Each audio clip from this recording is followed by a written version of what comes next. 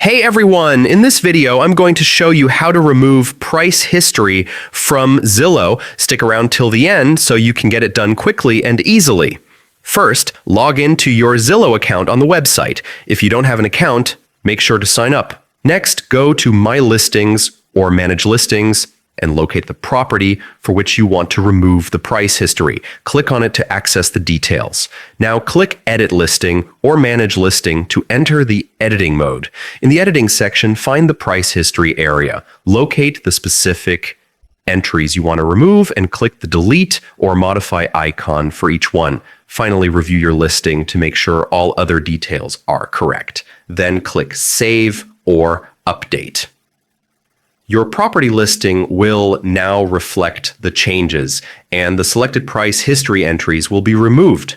And that's it. That's how you remove price history from Zillow. If this video helped, make sure to like, subscribe, and comment below with any questions.